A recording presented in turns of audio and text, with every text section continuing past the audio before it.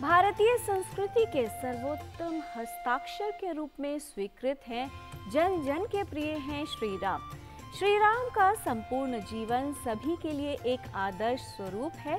जन जन को यानी मनुष्यों को अपने जीवन में आदर्श और गुणों को रखने की, उनका पालन करने की प्रेरणा देता है। हम राम नाम की महिमा और राम राज्य के प्रसंगों को सुनते, पढ़ते और समझते आए हैं। आज रामनवमी के दिन आइए देख लेते हैं राम तत्व और राम की महिमा पर आधारित हमारे सहयोगी नारायण दत्त मिश्र की ये विशेष रिपोर्ट।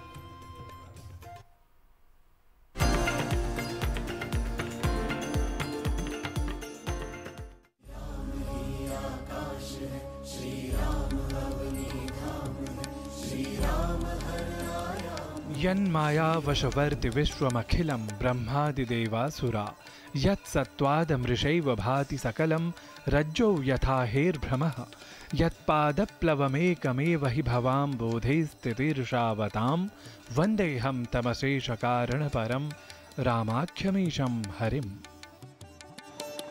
श्री राम अर्थात संपूर्ण भारतीय संस्कृति, धर्म, राष्ट्रीय अस्मिता और पराक्रम, जिन्हें हम सभी इक्ष्वाकु वंश समुत्पन्न मर्यादा पुरुषोत्तम राजा राम के रूप में जानते हैं। वस्तुतः वाल्मीकि कृत रामायण या राममय रामायण में हमें सर्वप्रथम श्री राम की सर्वगुण संपन्नता और उनकी लोकप्रियता का विवरण प्राप्त होता है, जो आज भी अत्यंत प्रासंगिक है।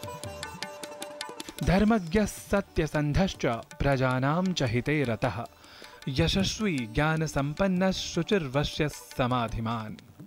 राम धर्म के मर्म को जानने वाले, सत्य प्रतिज्ञ, प्रजा की भलाई करने वाले, यशस्वी, ज्ञानी, पवित्र, मन और इंद्रियों को वश में करने वाले तथा योगी हैं। प्रजापति समः श्रीमान धाता रिपुनिषूदनः रक्षिता जीवलोकस्य धर्मस्य परिरक्षिता। प्रजापति के समान पालक श्री राम इस संसार के पालनकर्ता, शत्रुओं का नाश करने वाले और सभी जीवों और नैतिक संहिता के रक्षक हैं। आदित्य इव तेजस्वी लोककांतः शशि यथा राजा सर्वस्य लोकस्य देवो वैश्रवणो यथा। भगवान श्री राम सूर्य के समान तेजस्वी, चंद्रमा के समान लोक कमनीय तथा कुबेर की भांति संपूर्ण जगत के राजा हैं। ये श्लोक है श्रीमद् वाल्मीकि रामायण का। श्रीमद् वाल्मीकि रामायण हमारी संस्कृति का प्रथम महाकाव्य है और संस्कृत में है। राम ही रामायण है, रामायण ही राम है। वस्तुतः श्री राम आज भी उतने ही प्रासंगिक हैं, क्योंकि सर्वसाधारण मनुष्य बनकर एक आदर्श जीवन के लिए जो शुचिता, धीरता, सहिष्णुता, मर्यादा और शक्ति संपन्नता आवश्यक होती है, उनके सामंजस्य का ही नाम श्री राम है। पारस्परिक बंधुत्व के भाव के साथ संबंधों को सहेजने की कला का विकास करते हुए मानव या जीव मात्र का कल्याण किस प्रकार किया जाता है, इसका श्रेष्ठ उदाहरण है उनकी संपूर्ण जीवनगत कार्यशैली। और उनकी इसी कार्यशैली की व्यापकता का अपर पर्याय आज कहलाता है राम राज्य के रूप में। भगवान श्री राम का राम राज्य विश्व के प्रथम लोक मंगलकारी वेलफेयर स्टेट के रूप में सामने आता है। उनके साम्राज्य के दोनों अंग प्रजा पालन और दंड नीति का निर्धारण सनातन धर्म की संकल्पना पर आधारित थे। वाल्मीकि रामायण में कहा ही गया है, राजा तो धर्मेण ही पालयित्वा महीपतिर्दंडधरः प्रजानाम।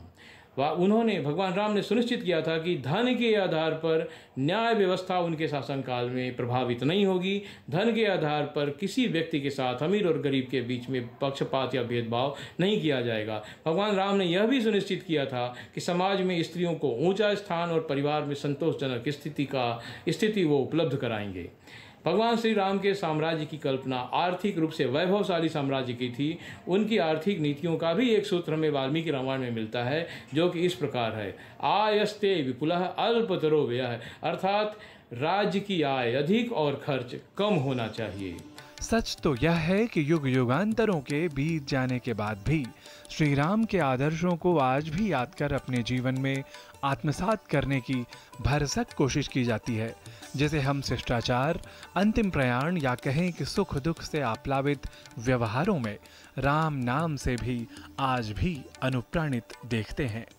और इसी सांस्कृतिक व्यवहार परकता में श्री राम की विश्वगत स्वीकार्यता को हम अनेक देशों की संस्कृतियों में अनुस्यूत जीवनगत पद्धतियों द्वारा, नाट्यगत प्रस्तुतियों द्वारा भी अधिक व्यापकता के साथ अनुभूत कर सकते हैं। वस्तुतः राम में शक्ति, सौंदर्य तथा साहस का समन्वय है। उनका लोक रक्षक रूप प्रधान है। वे मर्यादा पुरुषोत्तम और जीवनगत आदर्शवाद के प्रतिष्ठापक हैं। उन्होंने जीवन की अनेक उच्च भूमियां प्रस्तुत की हैं। इसलिए निस्संदेह राम युगातीत तत्व होकर इतिहास ही नहीं, वर्तमान और भविष्य भी है, जो विपरीत स्थितियों में भी दृढ़ होकर नीति निपुणता, कर्तव्य परायणता और शक्ति संपन्नता के साथ वसुधैव कुटुंबकम की भावना का सतत संचार करता है। नारायण दत्त मिश्र, डीडी न्यूज।